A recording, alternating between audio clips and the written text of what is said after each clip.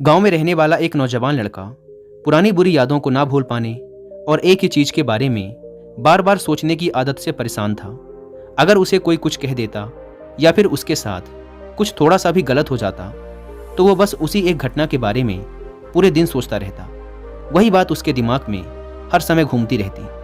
फिर वो या तो अपने साथ हुई किसी बुरी घटना के लिए अपनी किस्मत और भगवान को कोसता रहता या फिर अपने मन में उस इंसान से बदला लेने के ख्याली पुलाव बनाता रहता जिसने उसे कुछ कह दिया था या उसके साथ कुछ गलत किया था। अपने इस ज़्यादा सोचने की आदत की वजह से ना तो लोगों के साथ उसके अच्छे रिश्ते थे और ना ही वह किसी काम को अच्छे से कर पाता था। वह हर समय तनाव व मानसिक अशांति की स्थिति में रहता। उसकी ऐसी हालत को देखकर उसके एक मित्र ने उसे सलाह दी कि यहाँ पास के ही एक बौद्ध मठ में एक जैन मास्टर रहते हैं, तुम उनके पास जाओ, वो तुम्हारी इस मानसिक समस्या का कोई ना कोई समाधान अवश्य बता देंगे।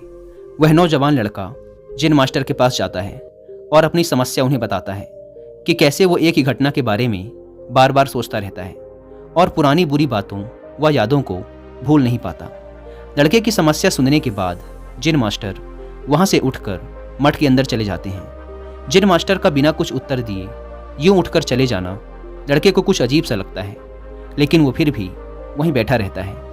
थोड़ी देर बाद वह देखता है कि जैन मास्टर मिट्टी की गिलास में पानी भरकर उसकी तरफ चले आ रहे हैं। जैन मास्टर लड़के के पास आकर खड़े हो जाते हैं तो लड़का भी उनके सामने खड़ा हो जाता है। जैन मास्टर लड़के से पूछते हैं, बताओ इस गिलास का वजन कितना होगा? लड़के ने कहा, मैं एकदम सटीक तो नहीं बता सकता, लेकिन इस गिलास का वजन बहुत ही कम है। अब जैन मास्टर ने गंभीर होकर कहा, मेरा प्रश्न ये है कि अगर मैं इस गिलास को थोड़ी देर तक ऐसे ही पकड़कर खड़ा रहूं तो क्या होगा? लड़के ने कहा, कुछ भी नहीं होगा। जैन मास्टर ने फिर पूछा, अगर मैं इस गिलास को इसी तरह 1 घंटे तक पकड़ कर रखूं तो क्या होगा? आपके हाथ में दर्द होना शुरू हो जाएगा। लड़के ने कहा। जैन मास्टर ने फिर प्रश्न किया, अगर मैं इस गिलास को ठीक इसी तरह पूरे दिन पकड़ कर रखूं तब क्या होगा? आपके हाथ में बहुत ही भयंकर दर्द होना शुरू हो जाएगा।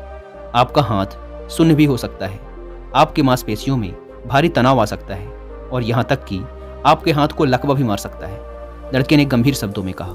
जैन मास्टर ने कहा, बहुत बढ़िया, लेकिन क्या इस दौरान गिलास का वजन बदला? लड़के ने कहा, नहीं, वजन तो नहीं बढ़ा। तब भला हाथ में दर्द और मांसपेशियों में तनाव क्यों आया? जैन मास्टर ने पूछा। बहुत समय तक पकड़े रहने के कारण, लड़के ने जवाब दिया। जैन मास्टर ने फिर प्रश्न किया, अब इस दर्द से छुटकारा पाने के लिए मैं क्या करूं?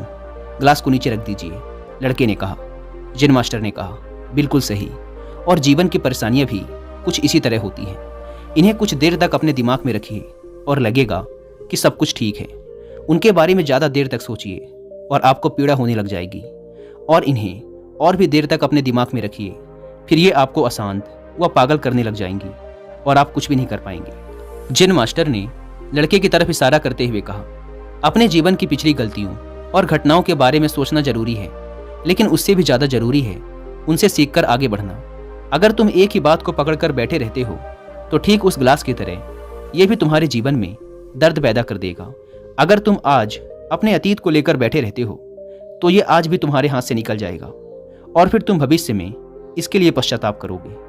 तुम अपने अतीत के लिए जैसा इंसान बनना चाहते हो या फिर जिन गलतियों के लिए पश्चाताप कर रहे हो, तो तुम आज से ही वैसा इंसान बनने का प्रयास करो और कोशिश करो कि आज तुम वैसी गलतियां ना करो जिसके लिए तुम्हें भविष्य में पछताना पड़े। इसलिए चिंता करना बंद करो और अपने आज के कर्मों पर ध्यान दो, क्योंकि चिंता व्यक्ति को उसकी चिता तक ले जाती है। दोस्तों, चिंता करने की आदत को छोड़कर एक खुशहाल जीवन कैसे जिया जाए, इस पर विश्व प्रसिद्ध लेखक डेल कार्नेगी ने एक बहुत ही अच्छी किताब लिखी है जिसका नाम है how to stop worrying and start living, यानी चिंता छोड़ो, सुख से जियो। अब तक 10 मिलियन से ज़्यादा लोग इस किताब को पढ़ चुके हैं, और अगर आपके पास इसे पढ़ने का टाइम नहीं है तो आप हिंदी में इस पूरी किताब को सुन भी सकते हैं कुकू एफएम ऐप पर। इस किताब में चिंता करने की आदत से छुटकारा पाने के कई सारे तरीके बताए गए हैं।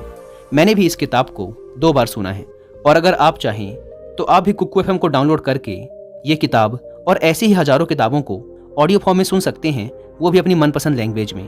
कुकू एफएम, जो कि इंडिया का सबसे बड़ा ऑडियो बुक प्लेटफॉर्म है, उसके पूरे साल भर का सब्सक्रिप्शन पड़ता है सिर्फ 399 रुपीज़ का, लेकिन इसमें भी आप 200 रुपये बचा सकते हैं अगर आप यूज़ करते हैं कूपन कोड WI200, और आपको इसका ईयरली सब्सक्रिप्शन पड़ेगा 399 की बजाय सिर्फ ₹199 में। लेकिन जल्दी कीजिएगा क्योंकि यह ऑफर सिर्फ पहले 250 यूजर्स को ही मिल पाता है। ऐप को डाउनलोड करने की लिंक भी आपको डिस्क्रिप्शन एंड फर्स्ट कमेंट पर मिल जाएगी।